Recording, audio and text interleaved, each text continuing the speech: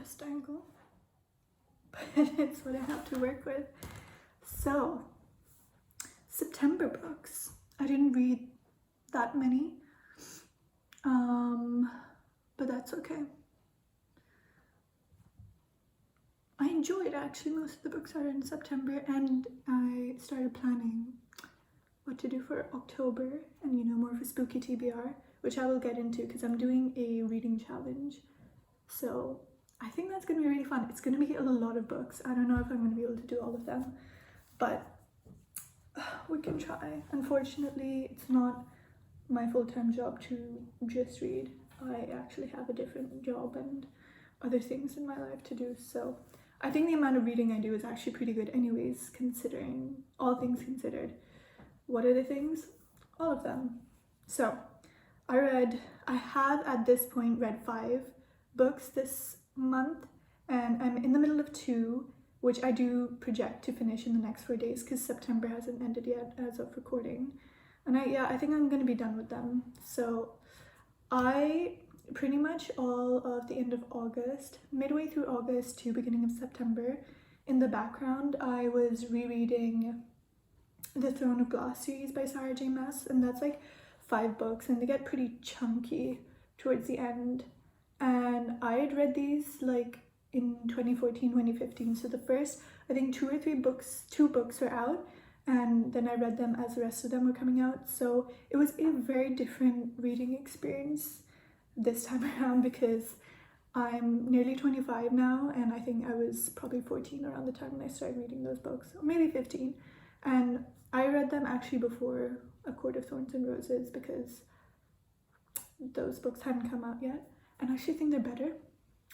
I know that's like the reigning fantasy trilogy, romantasy trilogy that's like kind of sparked this whole romantasy movement on Book Talk and everything, but I do think the Throne of Glass series is kind of just a little bit better, especially the first 2 books. I think they're just like a fun YA time. They're not getting into like the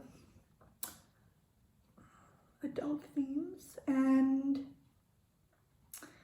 yeah, it was fun. I forgot that actually I'd picked it up because I read like this, I think in the description in the beginning, that it's like, what if Cinderella went to the ball not to marry the prince or dance with him, but to kill him? So she reimagined Selena as an assassin, and I remember that's what got me. 15-year-old me, I was like, that sounds like what I want to read.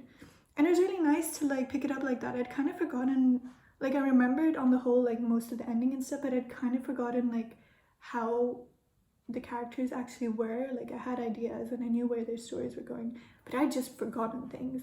So it was a nice, really fun, casual, lighthearted read that I didn't have to take seriously or think too much about. And I actually really like the battle scene she wrote. I just don't like how she chose to end it. I mean, why all of that? Why all of that? For Aelin to, spoilers, okay, why was she amassing and practicing her power and this and that and doing everything secretly if she wasn't even gonna use her magic to battle him in the first place? She just like, I just felt like she just locked him out and her brother and like closed the portals forever, and I just felt like that was such a waste of everything because it like, it didn't give them any advantage. So many people died. The battle scenes were great to read, but I wanted to read like a fight scene with her magic, and I'd kind of forgotten that that's like the direction Sarah J. Maas chose to go. So I didn't like that. I also didn't like how secretive and shifty she was about things, because I think she should have just been upfront and open that, yeah, I'm doing things behind the scenes. And it would have been way more interesting to see those strategies play out either according to plan or not to plan, rather than have to be a fun reveal like, oh my god, we do have an advantage in battle. We do have spies. Like, we could have just left the fair folk, the little folk, to be the surprise helpers, you know? Everyone didn't have to be a surprise helper. Anyways, it was still a good time. I don't regret it. I do think that series should have just stayed a trilogy, and the publishers shouldn't have tried to expand it to a 5-book deal, because I didn't really care to read that all of Tower of Dawn like that. Like, I was interested to an extent, but I wanted to know. I think it could have been shortened and not part of like its own book, just part of other parts other books, basically. And then I was like, okay, maybe I should try a new popular fantasy series, one that I never read but I'd heard so much about, and I just assumed it was going to be terrible and awful, and like all these other popular romanticities and fantasies that go around on booktube and book talk, and I just thought it was going to be another ACOTAR situation. And that was the Folk of the Air trilogy by Holly Black. So The Cruel Prince, The Wicked King, and The Queen of Nothing. I was so wrong. It was so good. I had so much fun. Just thinking about what I wanted to say for this video about it has made me want to read those books again, which is, I think, really a testament to Holly Black doing something new in the fantasy phase space, because this is about phase, but I loved the fact that, you know, it's not like fae male and fae female and aggression and brute power. They have like all of these other magical creatures like boggarts and goblins and this and that are very upfront and part of the novel throughout, and you know, pixies and like all of these things, gnomes, so many that I can't even think. And the last time I remember reading anything like that where they include all the woodland and underground creatures is the Spiderwick Chronicles when I was a kid. Okay, when I was like 9 is the last time I heard any of these. I really like that that was included. And the fae that are there are very like woodlandy and animal in a different way, like forest animals, not like aggressive, territorial, dominant animals. So like I like that she brought out that side, and they just have like freaky deaky little magic. Like it's nothing overwhelmingly powerful, but it's just like, you know, I have a tail or whatever.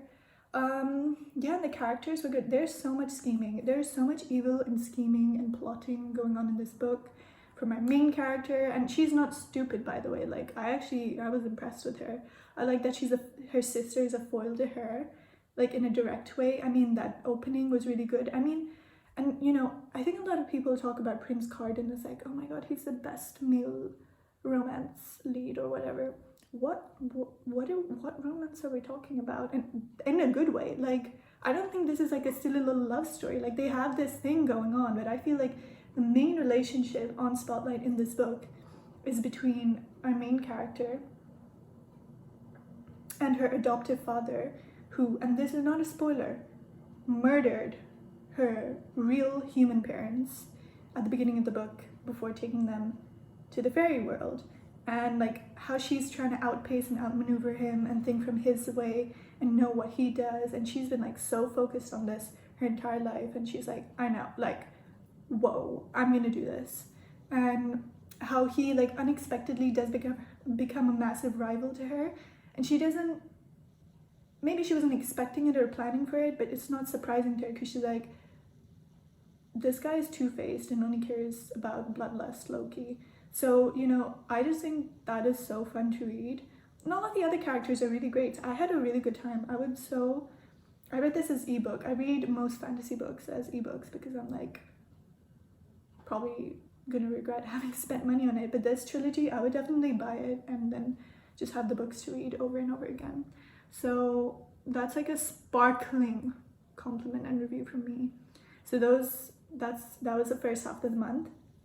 Then I read The Tainted Cup by Robert Jackson Bennett. So good. I had so much fun with this. It's actually a really comedic and amusing book.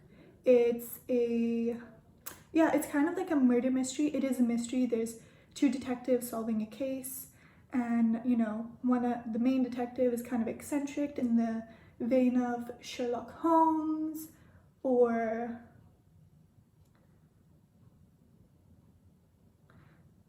I was gonna say Nancy Drew, but that's not right. Nancy Drew is like the other character, kind of. But you know what I mean. And she's, you know, super smart, super intelligent, has figured everything out ahead of time. She's got her quirks, you know, she's like low-key agoraphobic in a way. She's like, you know, like, I need to be in my room and I need to be blindfolded. Otherwise I'm too stimulated by the outside world. But what I really loved about her, and that keeps her from being sort of a annoying character like, you know, know-it-alls like Hercule Poirot or Sherlock Holmes can be, as, you know, as feel-good and comforting characters as they also can be, is that she doesn't play her cards immediately. She's not like, well, I immediately deduced this because of this and this detail and that thing and that how you stepped and how you breathed at this specific second. She doesn't do that in the moment. She's like, of course I know, but I'm pondering. I shall reveal it later. And it's very much like she knows, she's figured some things out, but she's not saying she's figured everything out and putting it all ahead. She reveals bit by bit as is necessary to the plot and pacing of the book, and as is necessary to the development of our main character, Din, who is just this really sweet, also dyslexic little boy who's kind of like got a secret of his own, not a dark secret, but like it kind of brings him down, and he's like, this is my one chance to make it. Like, if I don't have this job, then I really can't do anything because like I didn't do so well in the other exams, but this one, like, you know, this is what I have to do. So he's trying really, really hard. He's doing the best he can. This is a fantasy world set up where they're in an empire and on the outer rings, near the coast, where leviathans, basically giant sea dragons, come and attack the walls a lot. And, you know, the outer ring is obviously more at risk of evacuation and just getting decimated if there's a breach of the walls. And he's just doing some investigation work there. And it is, again, like I said, a fantasy world. People sort of modify themselves to enhance certain senses, eyesight, or just in general, obviously look gorgeous and inspire certain feelings in other people. And the modification that Din has that is really important for his role is that he's called an engraver. So he can basically like kind of like photographic memory, but photographic senses. So he will record the scene around him, as he does when he's observing the crime scene at the beginning of the book, and then he can basically replicate it from memory and then recite it to his higher up, Anna, Detective Anna. And yeah, basically this book starts in a really cool way where they're at this massive giant estate belonging to a very rich and noble family in the empire, and a captain was visiting there. He was a friend of the family, and they were like, yeah, he came, and then he started screaming, and when we went in the room there was like these like bamboo shoe plants just bursting out of him, and it was so gruesome that it made Din throw up. And yeah, and then this sort of scene gets replicated. They solve it pretty quickly, like what they think happened, but they don't find the culprit because culprit was a clever person. But very quickly something happens in a parallel fashion in a neighboring district, also in the outer ring, and they call Anna and Din in because they're like, you know, you solved it so fast, we need your help because this happened on a way bigger scale, and it's all very suspicious. So they're doing that. There's lots of twists and turns. It was really fun. I liked the crossover of fantasy and mystery. It just really kept it pumping, and it was just a really good book. And I'm going to read the second one as well, which is A Drop of Corruption. This is probably going to be a series, so I'm going to definitely continue on. Just the first two are out. And this one, The Tainted Cup, actually did win the Hugo Award for fantasy, best fantasy novel, in either 2024 or 2025, which doesn't surprise me at all because this was great. I would so recommend, especially like going into the end of the year. Then the next book I read was An Unkindness of Magicians by Kat Howard, which I got from a really random recommendation of a YouTube video. I'd never seen this person before, never heard of these books that they recommended, and I picked this up because it reminded me a lot of Lore by Alexandra Bracken, yeah. So in An Unkindness of Magicians, it's starting because a new turning is coming, and there's a secret magic world in New York basically, and the turning is like basically a competition between all of the established houses and, you know, candidate houses of magicians to see who will be the head of the world, the unseen world, for the next couple of years until the next turning occurs. So I was really excited. I was like, oh my god, a little magical, unseen, like secret competition and rivalries going on in New York. Very similar to Lore by Alexandra in the way that, except that's like also a similar secret magical competition, but that's set up in like Greek mythology, and it's like House Aries and House Aphrodite, etc. But in that one, some of the houses, like they're all 12 don't exist. Like once you get defeated, you're done for good. You're never coming back, and then God's magic is dead. And that is a way more sinister book. And now I really want to reread it because I think that was also kind of a better book. This one was just kind of, I don't know, some of the characters felt super 2000s millennial. And it's probably like, that's fine. Like, that's probably when it was published, probably who it was written by. It makes sense, but I just, some of the dialogue kind of felt really dated and stuck out to me. And it wasn't as gripping and thrilling as I wanted it to be. Was it a good book? Yes. I just don't think I would ever like want to read it again, and I didn't enjoy it so much as I thought I might. That being said, I feel like I know now what Kat Howard's books are going to be like, and I found an author who I'd be very happy to, like, if I don't know what to read, I'd pick up and I'd be like, I know it's going to be like an interesting enough story that I probably wouldn't be super invested in being like you know, for a day straight, but I'd be like, yeah, I can read this from time to time, like on my commute, before I go to sleep for a little bit. Like, it's just kind of one of those like books that goes on, like, you're like, yeah, this is fine, just something to fill up my time, a filler book, if you will. So those are the ones that I'm done with.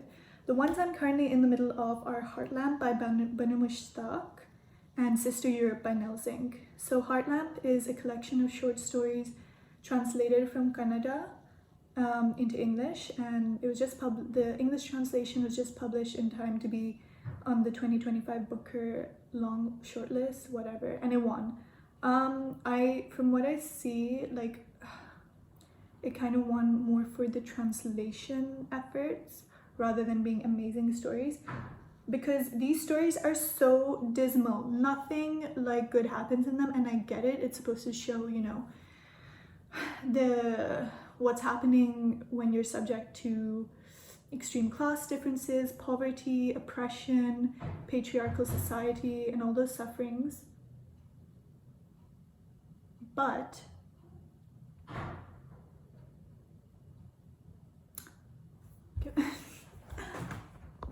sorry, there were like some really weird sounds coming from outside, and I was like, hello, needed to check. I had to know. Yeah, the stories are just like really downcast, abject. I think that's the right use of the word. I just like, and it's not a very long book. These stories are really easy to get through. They're really richly descriptive, and you know, you just zip through them, but at the same time I like put the book down after like 2 or 3 stories because I'm like, I can't be like reading or consuming something so negative.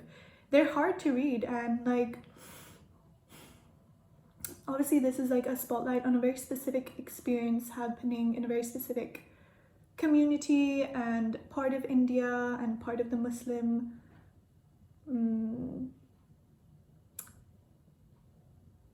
you know, a focused Muslim society. And I'm sure, you know, a lot of other rural and poorer areas, which are very patriarchally driven, would have similar stories, just with a different flavor.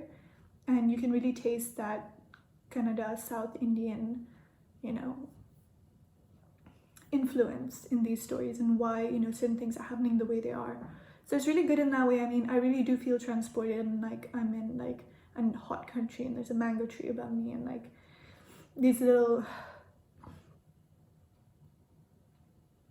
brick and dirt and sand shacks and houses, and like, or concrete houses, and like the dirt roads. I mean, you know, it does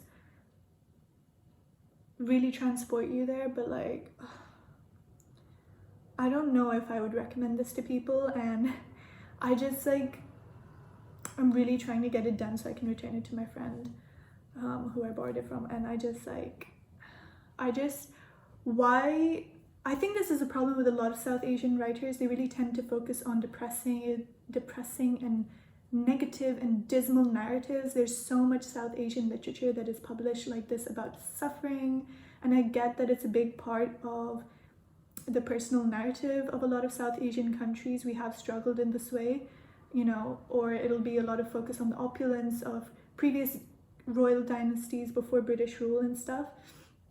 but even that is like, you know, quite removed, and I would say less popular than these depressing tales, because, you know, it is just further back in history and probably not as well recorded as these all are. It's not, it doesn't feel like reality the way these do. And I just feel like, you know, there are very few South Asian authors that just write a book that's a book and not a scathing reveal or a commentary or like a unveiling of what's going on behind the scenes. And these, I don't want to say these are like, these are forgotten stories, right? These are like swept under the rug, they're hidden away. We kind of ignore them, gloss over them, and I get that's important to bring to the front, but it's like so much of the expanse of South Asian literature is just depressing and hard to read. And I just want some like better fun books. I feel like the only author I can think of who's South Asian and doesn't write only depressing books is Kamla Shamsi. And she's, you know, obviously writing in her own microsphere, her own bubble of the class that she's from, what she knows, this and that, and that's fine. And she's got that more experimentalist take in the way she does her books, and I admire that and I like it and it's fun to read. I can't really be like, oh yeah, this is super South Asian and everyone can relate, because it's not. There's so many distinct distinctions within South Asian countries and communities and classes and cultures that I just, yeah, basically I want less depressing South Asian literature to be coming forward for me to read, because I feel like I pick up a lot of popular books or works or authors who are South Asian, and I'm like, why is this so hard to read and difficult and depressing and sad? Why?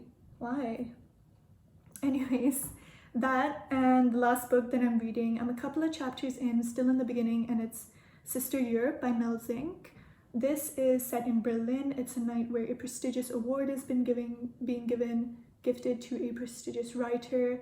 It's like an Arab academic award, and you know, yeah, they're gifting it. They do it every so couple of years, and this like ragtag bunch of people gather at the hotel for the gala for this event, and it's really like a mismatch of people, because, you know, last minute maybe it was the setting, maybe it was the venue, maybe it was the time of year, the city, or the person being awarded, or the person giving the award. You know, connections kind of fade out as time goes on, and the guest list isn't exactly what the organizer had hoped it to be. So she's just kind of been like, you know, just bring whoever, we need to fill up the seats. So you can imagine it's a pretty eclectic group of individuals who have gathered, not at all what probably this woman had envisioned for a literary, you know, ceremony, a literary gala. And this actually turns out was written in the 90s. I wouldn't have been able to tell. I really would have thought that this was just published a couple of years ago. So it's good to see like a timeless story in that sense. And I'm very early on, because it's like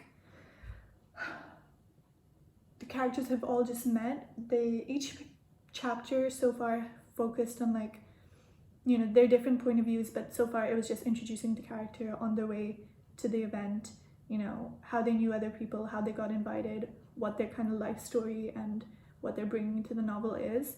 And now they've all just gathered and they're talking to each other, and it's really uncomfortable. Like, apparently they ditched this event in search of like a good, like a little party and some food, and it gets really chaotic and messy.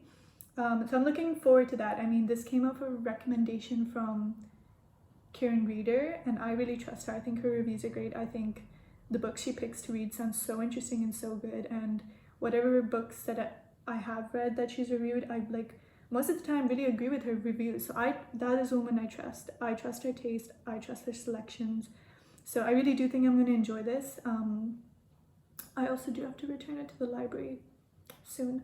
So basically that's what I'm reading. It's really beautifully written. I do love reading the prose so far, but yeah, I just cannot actually tell you so much because I haven't really gone that far into it, but I will be finishing it. I will be finishing it before September ends, and maybe I'll write in the comments what my actual thoughts were, or maybe I'll record another video and just add it to the end of this when I do finish it. I don't know, I really don't like editing.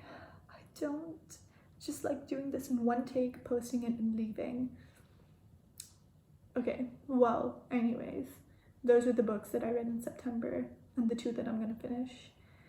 And yeah, looking forward to October. I'm actually looking forward to, I'm doing this Bewitched book challenge by Erin Smith, also here on YouTube.